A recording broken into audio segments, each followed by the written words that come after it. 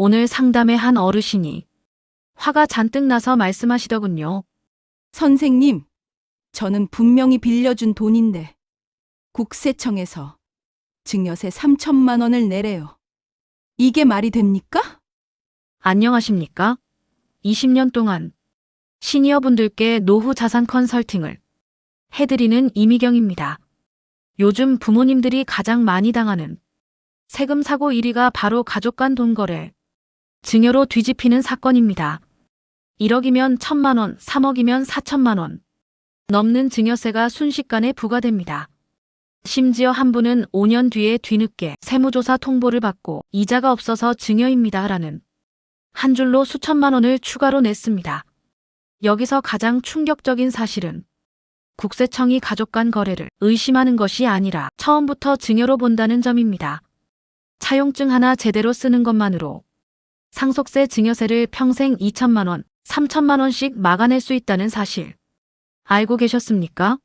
그리고 이 방법은 절대로 위험한 편법이 아닙니다. 국세청이 공식적으로 인정하는 가족 간 금전 거래 요건을 그대로 적용하는 합법 절세 전략입니다. 오늘 영상에서 제가 알려드릴 내용은 자녀에게 5천만 원이든 1억이든 혹은 3억이든 빌려주실 때 어떻게 해야 절대로 증여로 뒤집히지 않는지, 그리고 그 차용증 하나가 나중에 상속세를 줄이는 강력한 무기가 되는 이유까지 모두 다루게 됩니다. 특히 다음에 해당하시는 분들은 반드시 끝까지 보셔야 합니다. 자녀 집 살 돈을 보태주신 분, 생활비나 사업 자금 빌려주신 분, 이미 빌려줬는데 차용증을 안 쓰신 분, 상속세 때문에 자녀가 힘들어질까 걱정되는 분, 그리고 우리 가족은 문제 없겠지라고 생각하시는 모든 분들, 어르신, 국세청은 가족 간 거래를 절대 가볍게 보지 않습니다.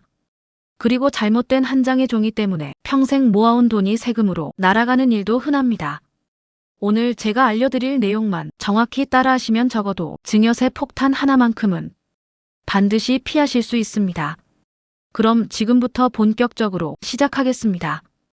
영상이 기대가 되신다면 좋아요 눌러주시고 구독해 주시면 감사하겠습니다. 그 전에 왜 이렇게 많은 분들이 가족 간 금전 거래가 국세청에서 증여로 뒤집히는지 그 원인을 먼저 정확하게 짚고 넘어가야 합니다.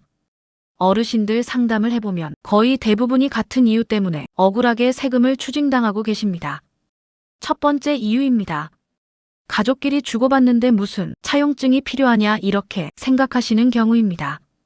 그런데 국세청은 가족인지 아닌지를 보지 않습니다.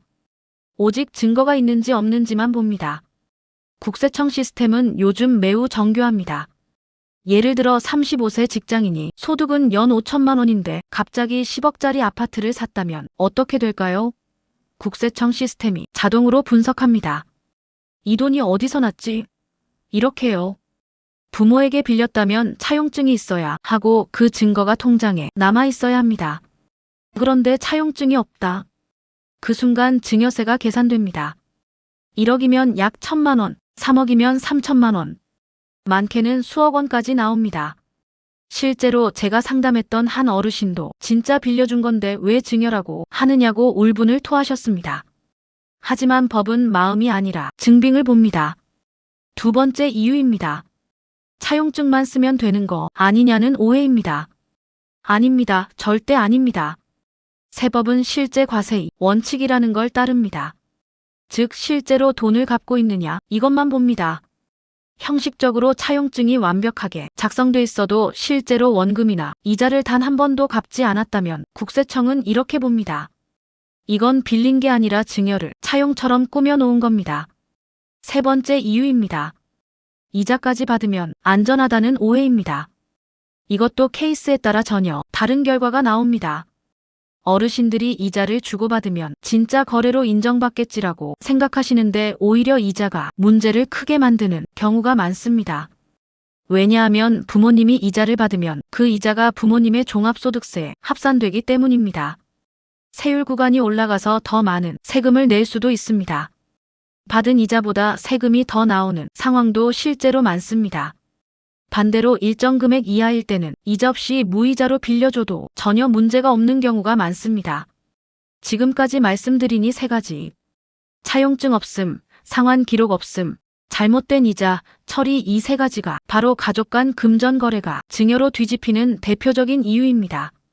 이제는 실제로 자녀에게 집 살 돈을 빌려줄 때, 또 거꾸로 내가 부모님께 돈을 빌려야 할 때 어떻게 하면 세금을 최소화하면서도 국세청한테 당당하게 설명할 수 있는 구조를 만들 수 있는지 하나씩 풀어드리겠습니다. 먼저 요즘 제 사무실에 제일 많이 들어오는 상담부터 말씀드릴게요. 아들이 전세를 옮기면서 2억을 빌려달라는데 이거 그냥 통장으로 보내고 차용증만 하나 써두면 되는 거죠? 겉으로 보면 간단한 일 같지만 이 안에 증여세, 이자 소득세, 상속세까지 한꺼번에 엮여 있습니다. 먼저 자녀에게 집 살 돈을 빌려줄 때 이야기부터 해볼게요. 우리가 가장 많이 보는 케이스가 1억에서 2억대입니다. 요 정도 구간에서는 생각보다 단순합니다. 일정 금액 이하라면 굳이 이자를 받지 않고 무이자 차용으로 구조를 짜는 게 오히려 유리한 경우가 많습니다. 세법에는 이런 규정이 있습니다. 부모와 자녀처럼 특수관계인끼리 돈을 빌려줄 때 국세청이 정한 적정 이자율보다 너무 싸게 빌려주면 그 싸게 빌려준 만큼을 증여로 볼 수 있다. 다만 그 이자 상당액이 1년에 1,000만 원 미만이면 굳이 증여로 보지 않고 넘어가 주겠다. 26년 기준으로 가족끼리 돈을 빌려줄 때 금액이 대략 2억 1,700만 원보다 작은 수준이라면 보통은 이자를 받지 않는 무이자, 차용으로 계약서를 쓰는 쪽이 세금 측면에서 더 유리한 경우가 많습니다. 다만 이 2억 1,700만 원이라는 숫자가 법에 딱 박혀있는 공식 기준은 아닙니다. 국세청에서 매년 발표하는 적정 이자율이라는 게 있습니다. 2026년 현재 이 비율인 연 4.6% 이자율을 적용했을 때 1년에 1천만 원 정도의 이자가 생기려면 원금이 어느 정도여야 하는지 역으로 계산해 본 겁니다. 그 언저리까지는 무이자로 빌려줘도 증여 이슈가 크게 안 생길 수 있다라고 보는 겁니다. 여기서 중요한 건 자녀 입장에서 이자를 내느냐 마느냐가 아니라 부모님 입장에서 이자를 받으면 그 이자가 또 소득이 되어 세금을 더 내야 한다는 점입니다. 이미 국민연금, 임대소득, 금융소득이 꽤 있으신 분이라면 자녀에게서 받는 이자가 합쳐지면서 종합소득세 구간이 한 칸 올라갈 수 있습니다. 그렇게 되면 이자 조금 더 받자 하고 구조를 짰다가 실제로는 세금으로 많이 뺏기는 일이 벌어질 수 있는 거죠. 예를 들어서 부모님이 연금과 예금이자로 3천만 원 정도 소득이 있는 상태에서 자녀에게 1억 5천만 원을 연 4.5% 이자로 빌려주면 연에서 700만 원 정도의 이자가 추가로 잡힙니다.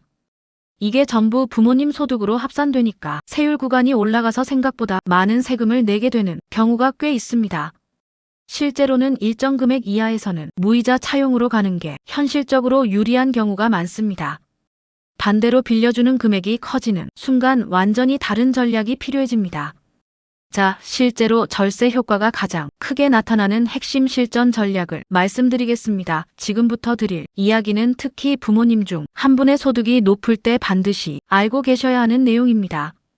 자녀에게 5억 원을 빌려준다.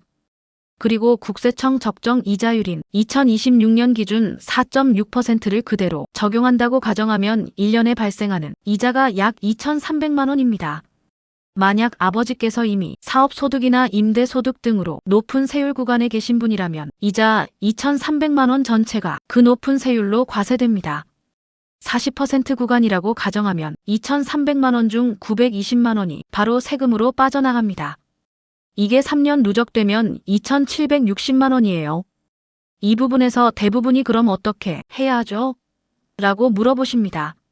저는 상담할 때 늘 같은 방법을 설명드려요. 바로 소득이 거의 없는 배우자를 활용하는 방식입니다.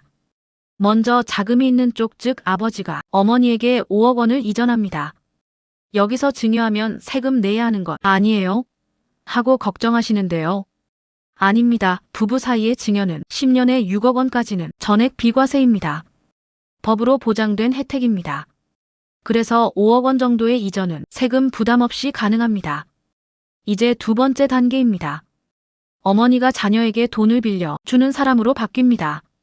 어머니 명의로 차용증을 작성하고 금액과 상환 방법, 날짜까지 모두 명확히 기재합니다. 5억 원을 빌려주는 구조지만 채권자가 누구냐에 따라 나중에 세금이 완전히 달라지게 되는 겁니다. 세 번째 단계가 가장 핵심입니다. 자녀가 매달 정해진 금액을 어머니 통장으로 상환하는 구조를 만들고 입금 메모는 반드시 차용금 상환이라고 남깁니다. 나중에 국세청에서 통장 내역을 들여다보면 이 메모 하나가 진짜 차용인지 형식만 갖춘 위장 차용인지 판단하는 기준이 됩니다. 그럼 왜 이 방식이 절세가 되는 걸까요? 아주 간단합니다.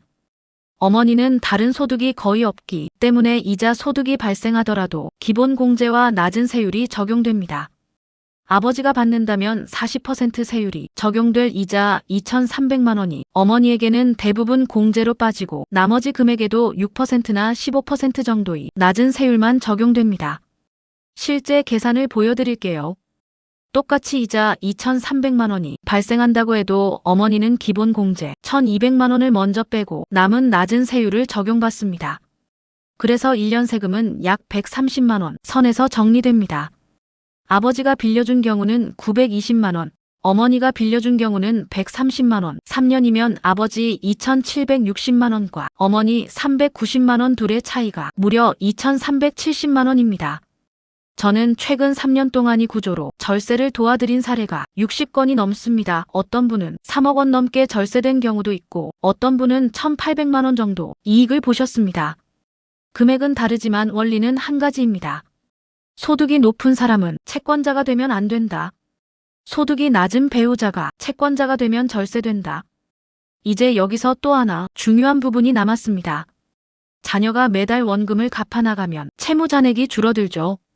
처음 5억 원이었던 빚이 매달 500만 원씩 상환되면 1년 뒤에는 4억 4천만 원, 3년 뒤에는 3억 2천만 원으로 내려옵니다.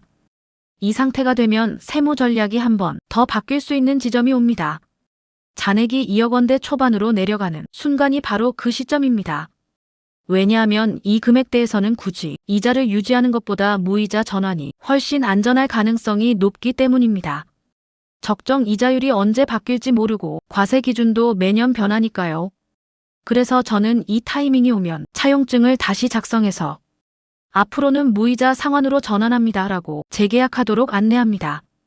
그 순간부터는 이자, 소득 관련 문제는 사실상 사라진다고 보시면 됩니다. 이 전체 과정이 여러분이 자녀에게 집 사는 자금을 빌려줄 때, 사업 자금으로 빌려줄 때 등 가장 실질적인 절세 전략입니다. 실제로 절세 효과가 크고 국세청 조사에서도 가장 안정적으로 인정받는 구조입니다. 이번에는 50대, 60대 자녀가 연로한 부모님께 돈을 빌리는 상황을 상정해서 말씀드리겠습니다. 아까의 상황과는 세법이 완전히 다르게 움직입니다. 여기서는 상속세 구조를 이해하셔야 합니다. 제가 상담할 때 항상 이렇게 묻습니다. 부모님, 재산 규모가 어느 정도 되세요? 대략 5억 안쪽인가요? 10억 전후인가요? 아니면 10억을 훌쩍 넘으시나요? 왜 이렇게 묻느냐? 우리나라 상속세는 구간에 따라 세율이 0%에서 50%까지 확 달라지기 때문입니다. 기본적으로 일괄 공제라는 게 있어서 다른 공제를 따로 계산하지 않고 5억까지는 일괄로 빼줍니다. 여기에 배우자가 생존해 계시면 배우자 공제가 또 붙습니다. 보통 적어도 5억 이상은 빠지기 때문에 부부 기준으로만 보면 10억 정도까지는 상속세가 거의 안 나오는 구조가 많이 나옵니다. 그런데 이 한도를 넘어가는 순간부터 세율이 계단처럼 올라갑니다. 특히 과세 표준이 30억을 넘기면 최고 세율 50%가 붙습니다. 말 그대로 재산의 절반을 세금으로 내야 하는 구간이죠. 이제 실제 상담 사례 하나를 바탕으로 설명드려 볼게요. 얼마 전 제 사무실에 58세 이정민 씨가 찾아오셨습니다. 대기업에서 정년을 앞두고 있고 아버님은 85세 건강이 많이 약해지신 상태였어요. 아버님 재산을 정리해보니 오래된 아파트 한 채가 시가 3억 정도, 은행 예금이 2억 정도 합쳐서 약 5억 수준이었습니다. 다른 큰 자산은 없었고요. 그런데 이정민 씨에게 고민이 하나 있었습니다. 큰딸 결혼이 코앞인데 전세 보증금이랑 혼수 비용까지 합치니 최소 2억이 필요하다는 거예요. 본인 자금만으로는 빠듯하고 아버지께 도움을 좀 받을까 고민하다가 저를 찾아오신 겁니다. 첫 질문이 이거였습니다. 아버지께 2억을 그냥 증여받는 게 나을까요? 아니면 차용증 쓰고 빌리는 게 나을까요? 많은 분들이 이 지점에서 헷갈리십니다. 부모님 재산이 5억밖에 안 되는데 어차피 나중에 상속세도 안 나올 것 같은데 굳이 빌릴 필요가 있나? 이렇게 생각하시거든요. 그런데 숫자로 놓고 보면 얘기가 완전히 달라집니다. 먼저 그냥 증여받는 경우부터 보겠습니다. 성인 자녀가 부모님께서 받는 증여는 10년 동안 5천만 원까지는 공제가 됩니다. 그러니까 2억을 그냥 받으면 2억에서 5천만 원을 빼고 남은 1억 5천만 원이 과세 표준이 됩니다. 1억까지는 10% 그 위 5천만 원에는 20% 세율이 적용되니까 계산해보면 증여세가 대략 2천만 원 정도 나옵니다. 즉 달 결혼 도와주겠다고 2억을 받아오면 그 순간 현금으로 2천만 원을 세금으로 내야 한다는 뜻입니다. 여기서 많은 분들이 이렇게 말씀하세요. 어차피 아버지 재산이 5억인데 나중에 상속받을 때는 공제 안 해서 끝날 거잖아요. 그럼 그냥 미리 받으나 나중에 받으나 똑같지 않나요? 겉으로 들으면 그럴듯하지만 아주 큰 함정이 있습니다. 상속세가 안 나온다고 해서 미리 냈던 증여세를 돌려주는 제도는 없습니다. 2천만 원 증여세는 한 번 내면 끝이에요. 나중에 상속세가 영원히 나와도 낸 증여세는 환급이 안 됩니다. 이게 핵심입니다. 그럼 차용증을 쓰고 빌리는 경우는 어떨까요? 이정민 씨에게 저는 이렇게 설명했습니다. 아버님께 2억을 빌리는 구조로 가져오시고 차용증을 제대로 써두세요. 그리고 매달 일정액을 원금 상환하시는 걸로 약정하시죠. 예를 들어 매달 100만 원씩 갚는다고 약속했다고 해봅시다. 그러면 1년에 1,200만 원씩 아버님께 다시 돌아갑니다. 3년이 지나면 총 3,600만 원을 상환하는 셈이죠. 이 시점에서 혹시라도 아버님께서 돌아가셨다고 가정해 보겠습니다. 그때 상속 재산을 어떻게 계산하느냐가 관건입니다. 먼저 부동산은 그대로 3억 예금은 처음에는 2억이 있었지만 그중 2억을 아들에게 빌려줬으니 예금 잔액은 0원부터 다시 시작합니다. 다만 3년 동안 자녀가 3,600만 원을 상환했기 때문에 지금 통장에는 3,600만 원이 쌓여 있겠죠. 여기에 하나가 더 있습니다. 바로 상속 채권입니다. 이정민 씨가 아직 갚지 않은 남은 빈 2억에서 3,600만 원을 뺀 1억 6,400만 원이 그대로 아버님 기준의 채권으로 남아 있습니다. 이건 상속세 계산할 때 자산으로 포함됩니다. 그래서 상속 재산 총액은 이렇게 됩니다. 아파트 3억 더하기 예금 3,600만 원 더하기 채권 1억 6,400만 원은 정확히 5억 일괄 공제 5억 안에 쏙 들어오죠. 결과적으로 상속세는 0원입니다. 여기서 중요한 포인트는 이겁니다. 처음에 2억을 증여로 받아버렸다면 상속세는 마찬가지로 0원이었을 텐데 괜히 증여세 2천만 원을 먼저 내버렸다는 거예요. 돌려받을 길도 없습니다. 반대로 차용구조로 설계하면 결혼 자금도 해결하고 상속세도 0원, 증여세도 0원으로 만들 수 있습니다. 같은 2억을 받아도 증여냐에 따라 2천만 원 차이가 나는 겁니다. 단 여기에도 예외는 있습니다. 제가 상담할 때 꼭 따로 설명드리는 경우가 있어요. 바로 부모님 재산이 10억, 20억, 30억 이상인 고액 자산가인 경우입니다. 이런 경우에는 어차피 나중에 상속세 구간에서 30%, 40%, 50% 같은 높은 세율을 맞습니다. 예를 들어 부모님 총 재산이 20억이라고 하면 각종 공제를 빼도 과세 표준이 10억 이상이 나올 수 있고 여기에 30% 이상의 상속세율이 적용되면 3억 4억 단위의 세금이 나옵니다. 이런 집은 오히려 사전 증여가 유리할 수 있습니다. 상속대 30%에서 40% 세금을 내느니 미리 자녀에게 일부를 증여해서 10에서 20% 구간에서 세금을 나누어 내는 게 전체적으로 유리한 구조가 될 수 있거든요. 게다가 증여한 지 10년이 지나면 그 재산은 상속세 계산에서 빠지는 효과까지 있습니다. 그래서 자산이 큰 집들은 10년 단위로 계획적인 증여를 반복하는 전략을 많이 씁니다. 정리하면 이렇습니다. 부모님 재산이 상속 공제 한도인 대략 5억에서 10억 선 안쪽이면 괜히 증여로 만들어 증여세부터 낼 이유가 거의 없습니다. 차용증을 제대로 쓰고 빌리는 구조로 가져오고 매달 상환을 하면서 상속 채권으로 정리를 해두는 쪽이 일반적으로 더 유리한 경우가 많습니다. 반대로 부모님 재산이 이미 두 자릿수 억대를 훌쩍 넘기고 상속세가 거의 확실한 집이라면 증여와 상속을 섞어서 구간을 잘 쪼개는 전략이 필요하고요. 가족끼리 돈을 주고받는 일은 마음은 가족이지만 세법은 가족으로 보지 않는다는 사실입니다. 국세청은 형식보다 실질을 보며 진짜 빌린 돈인지 아니면 사실상 증여인지 오직 증거로 판단합니다. 그래서 차용증 작성부터 통장 입금, 내역까지 하나라도 허술하면 나중에 억울한 세금이 생기는 것이고 반대로 몇 가지 원칙만 잘 지키면 수천만 원을 지킬 수 있습니다.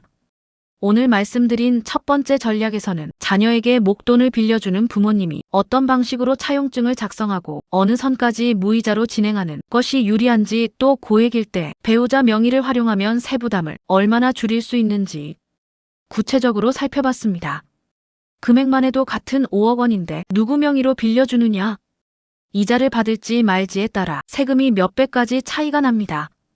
이런 정보는 평소에는 접하기 어렵고 상담실에 오시는 분들도 대부분 여기서 실수를 하십니다. 하지만 알고만 계시면 누구나 실천할 수 있는 부분입니다. 두 번째 전략에서는 반대로 50대, 60대 자녀분들이 연로하신 부모님께 생활비나 결혼 전 자금을 빌려야 하는 상황을 이야기했습니다. 이때는 증여를 받는 것보다 차용증을 쓰고 원금을 상환하면서 상속 채권으로 관리하는 쪽이 훨씬 유리할 가능성이 높습니다. 부모님 재산 규모가 상속세, 비과세 수준이라면 굳이 미리 증여세를 낼 이유가 없는 것이죠. 실제 상담에서도 똑같은 2억 원인데 증여하면 2천만 원이 나가고 차용으로 진행하면 세금이 한 푼도 나오지 않는 경우가 흔합니다. 오늘 사례처럼 이미 수년 동안 꾸준히 상환 기록을 남기셔서 국세청 조사에서도 세금 없이 마무리된 분들도 계셨습니다. 결국 핵심은 기록이 남는 차입 구조를 만들어 두는 것입니다. 오늘 들으신 내용은 복잡한 세법 이야기가 아니라 결국 가족의 돈을 가족의 돈으로 지키는 방법입니다. 실제로 많은 분들이 조금만 더 일찍 알았으면 세금을 덜 냈을 텐데 하고 아쉬워하시는데, 지금 이 영상을 보고 계신 이상 이미 절반은 준비를 하신 겁니다. 오늘 내용이 도움이 되셨다면 꼭 한번 가정의 상황을 차분히 정리해 보세요.